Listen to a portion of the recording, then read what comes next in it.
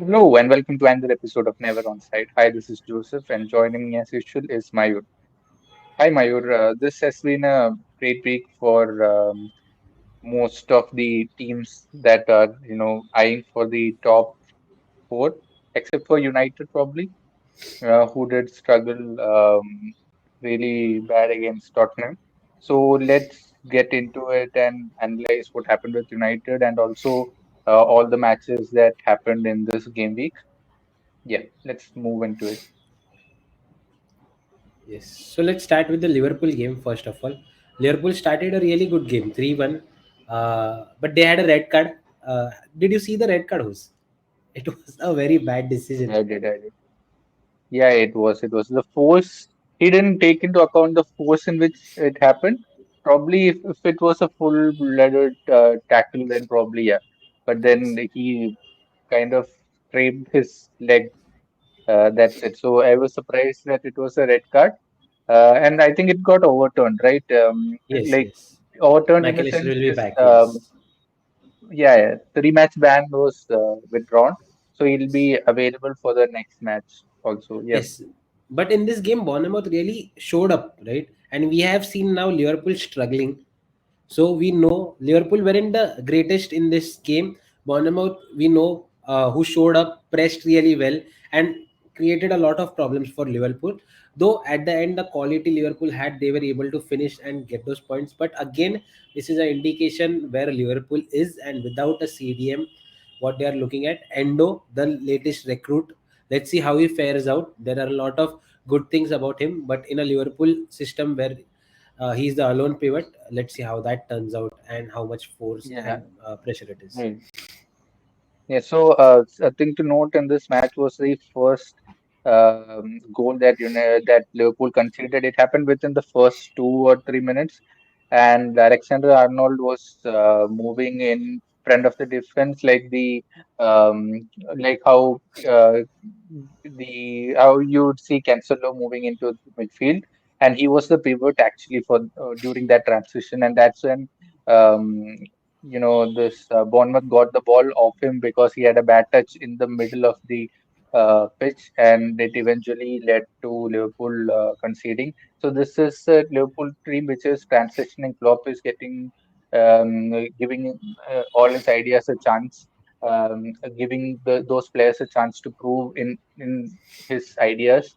But it will take a bit of time to settle down. But we have seen that up front they have a lot of quality. Diaz has been exceptional from the start of the season, and Salah, even though he actually missed the first attempt on the penalty, he did score the rebound.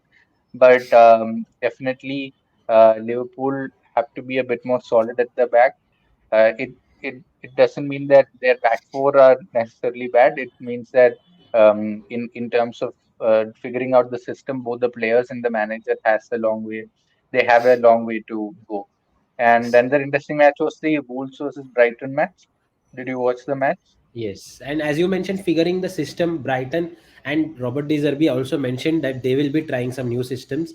And we saw a FPL favorite Pedro Porro being dropped. And despite that, we saw what Brighton could do Ciao against the Pedro. Ciao Wolves. Yeah, Pedro. ciao Pedro, ciao Pedro, and we saw Even I can that issue. what Yeah. Brighton could show against a Wolves side who gave a tough competition to United last week. But this is the clear difference. Estupinian, who has been very attacking. Apart from that, March has added that goal scoring touch this season. Looks like he was very good in those finishings as well. So yeah, an interesting game. Brighton and Newcastle at the moment look like the team who will be challenging for the top four, apart from the traditional 3 to 4 sides. At the moment, those are the two teams. And yeah, that's it. Let's go to your team's game host, Spurs versus United. We have seen United struggle a lot now, and Spurs in this game, it was a game of two halves, if I would like to say that. And Spurs in the second half clearly were the dominant side and got the result. So, host, what are your thoughts? What is going wrong? From the eye test, you could see that United started really well in terms of they were positive, they pressed really well.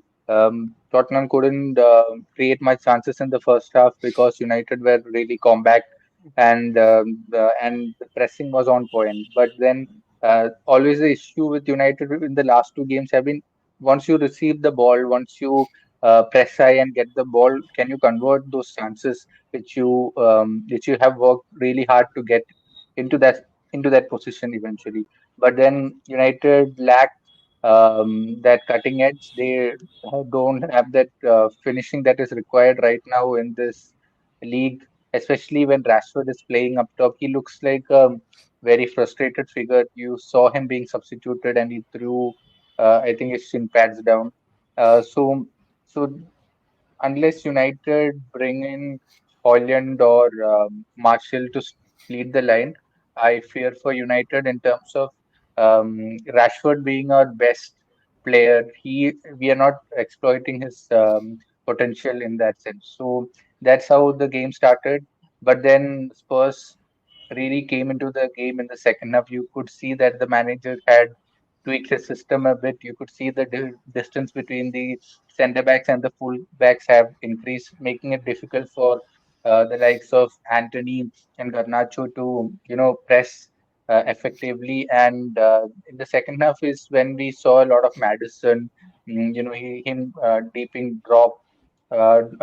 dropping deep and playing really well when United pressed.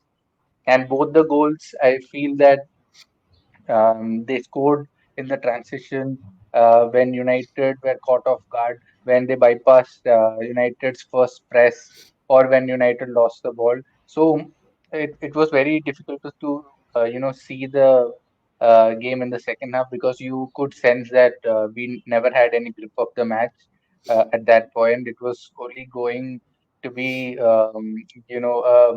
goal by Spurs that would even spur on the match because it was very tight. It was very not very interesting to watch um, as a United fan because I couldn't see United stitching any passes together. And also Garnacho on the left, I feel that he is giving away cheap possession. When he is in very good sports, you could see Rashford throwing his arms up, asking him what he was doing because if you see Rashford playing in that position, you can see him using the best of Shaw when he overlaps. He doesn't give away the ball cheaply. He will definitely get the better of the fullback on that side. But then Garnacho is struggling in that sense, so probably he's not ready to start for United yet. He is a better player coming off the bench and making that impact when it is required.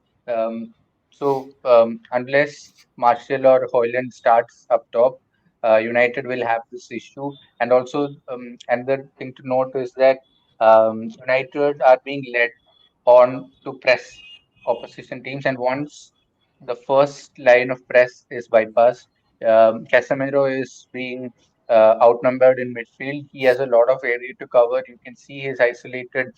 Probably, I've not seen Casemiro look this bad, except for the couple of sub appearances he made in the first 2, 3 games he started for United from the bench. He looked really off then. Right now, I see the exact same Casemiro, either because he is being played in a position where he is not getting support, or because he is not there physically yet in terms of his fitness is not up to the mark right now. And I feel a lot of the United players are struggling a bit physically once other teams starts running at them, or after the second half United seems to dip a bit in both the games. Yes, and I am just excited to watch actually Anjay Postanoglu's Spurs. Very exciting few games and the way they played. Yes, so definitely a team to watch out for. Let's move on to the next game, big game week this week. Man City versus Newcastle. Though there was just one goal, it was a very good game.